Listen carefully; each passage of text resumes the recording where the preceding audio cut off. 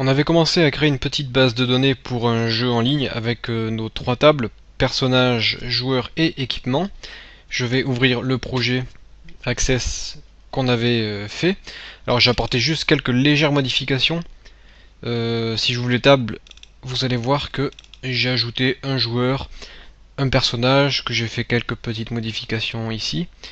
Si je clique sur outils de base de données, relations, on voit qu'on a nos tables avec les liens entre les tables. Ce qu'on peut faire aussi avec nos tables, par exemple la table personnage, si je veux, je peux l'exporter au format Excel.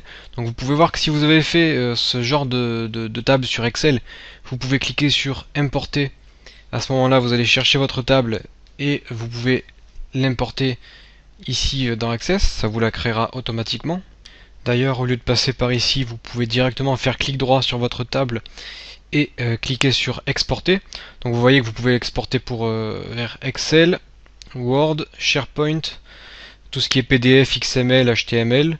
Donc si vous voulez créer votre table au format web, et vous pouvez même faire donc importer, c'est ça que je voulais vous montrer en fait, importer toutes vos tables ou les exporter. Donc là, si je veux l'exporter au format Excel, je clique, je vais exporter aussi les données avec la mise en forme. Donc là, je peux choisir un nom, un emplacement. Je fais OK. Je patiente un petit peu. Et là, ma table s'ouvre. Donc là, le problème, c'est qu'elle s'est ouverte avec OpenOffice. Donc OpenOffice n'est pas forcément approprié pour du format Excel, en tout cas pas dans tous les cas. Mais je l'ai ici dans Excel. Et on voit que on a notre table qui a été sauvegardée au format Excel ici dans ce fichier que j'ai exporté. Ensuite, ce qu'on peut faire aussi, c'est créer des états de nos tables ou de n'importe quelle chose qu'on a faite dans notre base de données. Pour cela, je vais dans l'onglet créer et je peux faire création d'état. Là, je fais glisser mon personnage, je clique sur terminer. Je vais placer ma boîte de dialogue ici. En dessous, je peux faire glisser joueur par exemple.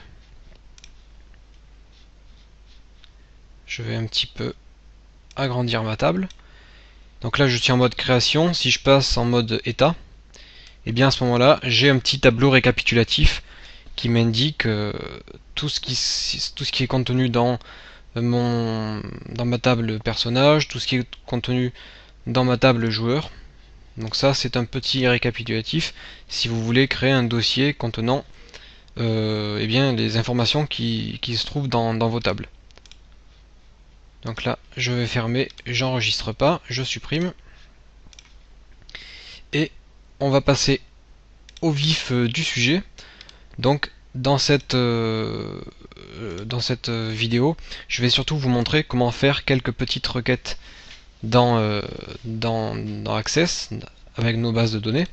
Donc je vais tout fermer. Et je vais sur l'onglet créer et là je vais faire assistant requête.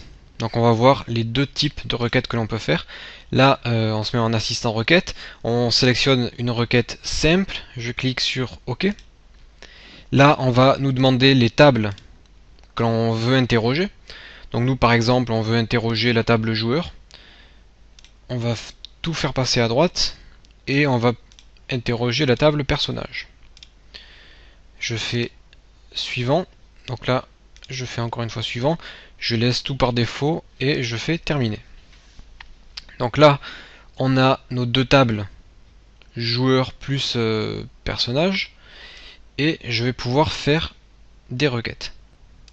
On voit déjà que comme on a importé nos deux tables, eh bien chaque personnage est venu se lier à son propriétaire. C'est-à-dire que notre joueur ici qui a le personnage démon eh bien, est bien lié à ce personnage. Donc maintenant je vais passer en mode création, par exemple en cliquant sur cette icône, et je vais pouvoir faire quelques requêtes. Donc là, on a nos champs, nos tables, et on nous demande si on veut afficher ce qui se trouve dans ce champ, dans cette table. Donc je décoche tout. Et si je décoche toutes les cases et que je repasse en mode affichage, ça ne fonctionne pas. Je vais laisser un champ.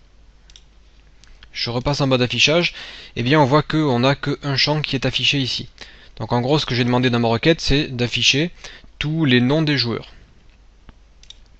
Maintenant ce que je peux faire, c'est trier par ordre décroissant les noms des joueurs. Pour cela je clique sur Tri et je choisis décroissant. Je retourne en mode affichage et là on a nos joueurs qui sont triés par ordre décroissant. Ce que je peux faire maintenant, c'est donner des critères. Donc par exemple, je veux rechercher un joueur qui s'appelle Toto.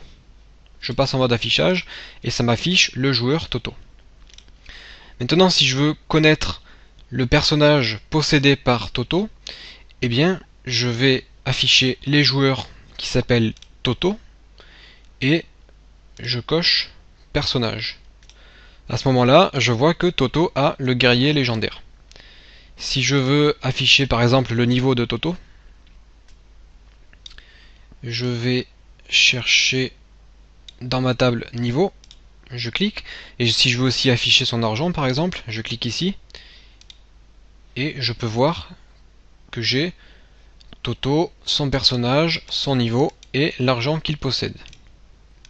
Si je veux afficher les personnages qui s'appellent Toto et qui ont une somme d'argent supérieure à 10 par exemple, donc là on voit que ce n'est pas le cas, un Toto a 0 d'argent.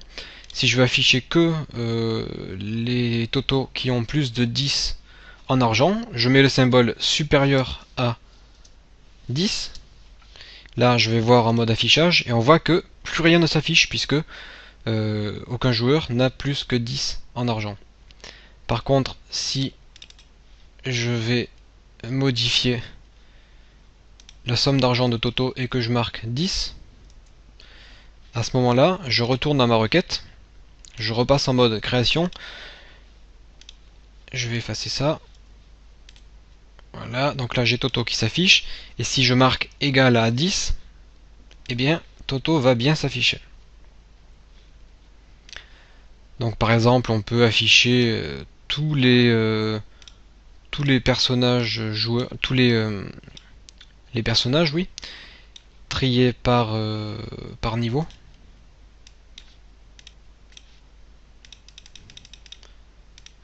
Et à ce moment-là, je repasse en mode affichage.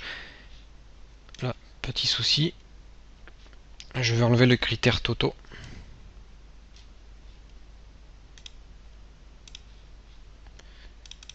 Personnage. Et je vais enlever le critère égal à 10. Voilà, donc là j'ai bien tous les personnages avec leur niveau. Donc voilà rapidement comment on peut faire quelques requêtes simples sans avoir besoin de programmer. Simplement grâce aux outils d'assistant d'Access. Donc je peux enregistrer ces requêtes si je veux les préserver. Donc là si je ferme, je peux la réouvrir ici à partir du panneau qui se trouve à notre gauche.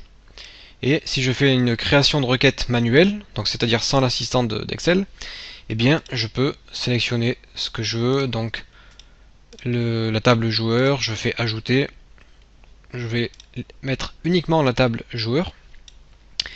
Et je peux sélectionner moi-même les champs que je veux traiter.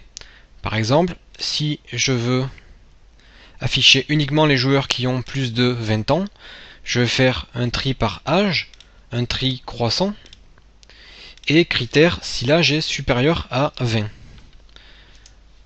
Ensuite, je peux afficher par exemple le nom de ces joueurs, ainsi que leur prénom.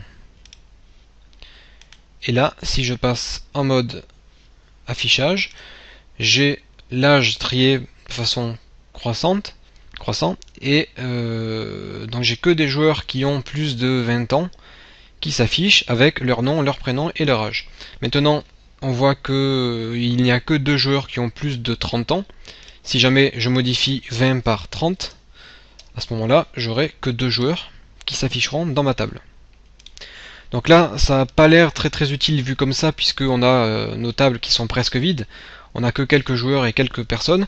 Mais si vous avez une base de données avec 10 000 joueurs, 20 000 monstres, 250 000 objets d'équipement, et bien toutes ces requêtes seront très faciles. Si vous voulez trier les joueurs par race, par classe, par niveau, par somme d'argent, etc., vous aurez besoin de faire ce genre de petites requêtes. D'ailleurs, on peut exécuter les requêtes en cliquant sur le petit point d'exclamation rouge ici. Ça affiche vos requêtes. Et donc vous avez vu qu'on peut faire ce genre de choses sans utiliser de SQL. Mais en fait, Access programme pour vous ces requêtes en SQL. Donc le SQL, on le verra après, à partir de la prochaine vidéo, je pense.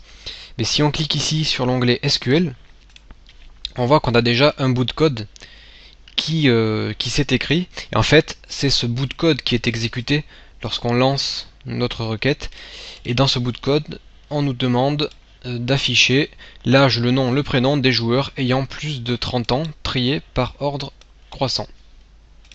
Donc ça, ce sont des requêtes très simples et utiles que l'on peut faire avec Access. Donc bien sûr, on verra après comment ajouter des champs, comment mettre à jour des champs, supprimer des champs, créer de nouvelles tables en mode SQL. Et là, ça commencera à devenir vraiment intéressant puisque on pourra programmer nous-mêmes nos requêtes en SQL.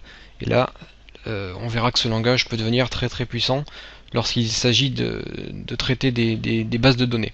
Voilà, donc vous pouvez vous entraîner à faire quelques petites requêtes manuellement comme ça. Et à partir de la prochaine vidéo, on va s'attaquer à la grosse partie de ce cours, c'est-à-dire le SQL.